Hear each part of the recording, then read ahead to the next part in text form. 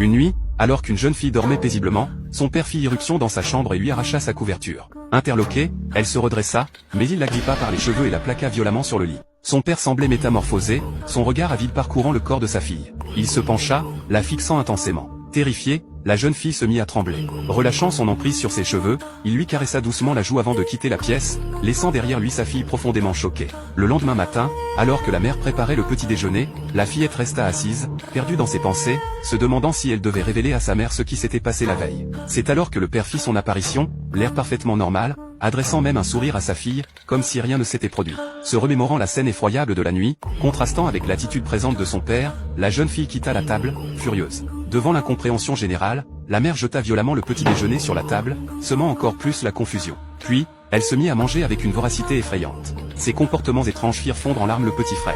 Les événements prirent une tournure de plus en plus sinistre. Un soir, alors que la sœur aînée prenait sa douche, elle entendit frapper à la porte. Essuyant la buée, elle découvrit sa petite sœur, immobile derrière la porte vitrée, une expression des plus étranges sur le visage. Intriguée, elle alla la trouver dans sa chambre après sa douche pour lui demander pourquoi elle lui avait fait peur. Mais la cadette affirma être restée dans sa chambre toute la soirée, sans en sortir. Elle attira alors son aîné à l'intérieur et lui raconta comment leur père lui avait retiré sa couverture la nuit précédente. Elle était terrifiée. À peine avait-elle fini son récit que la porte s'ouvrit brusquement sur leur père. Il s'empara d'un cutter sur le bureau, en déploya la lame et s'avança vers les sœurs, le regard glacial. Au moment où il s'apprêtait à les attaquer, l'aîné le repoussa violemment et s'enfuit en entraînant sa cadette. Mais leur père réapparut devant elle, silencieux. Il saisit brutalement l'aînée par les cheveux et la projeta au loin. Elle s'écrasa lourdement près de l'escalier, perdant connaissance. Horrifiée, la plus jeune s'enfuit à toutes jambes. Au lieu de la poursuivre, le père se rendit à la cuisine et s'empara d'un marteau. Pendant ce temps, l'aînée reprit ses esprits mais ne trouva ni sa sœur ni son père. Alors qu'elle partait à leur recherche, elle sentit une présence dans son dos. Se retournant lentement, elle vit son père, marteau à la main. Paralysée de terreur, elle se recroquevilla sur elle-même. Alors qu'il s'apprêtait à l'assommer, le cri de la cadette l'interrompit. Saisissant l'occasion, celle-ci le frappa violemment avec une poêle. Mais le père n'eut aucune égratignure et riposta avec son marteau.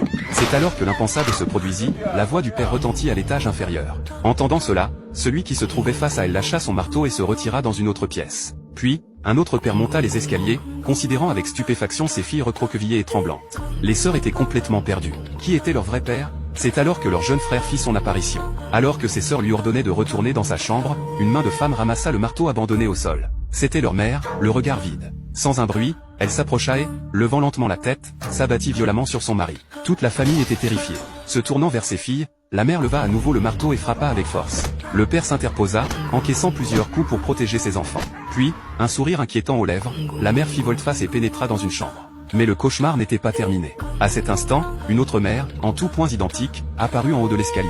Abasourdie, elle s'approcha. Le père se tourna vers la chambre, déconcerté.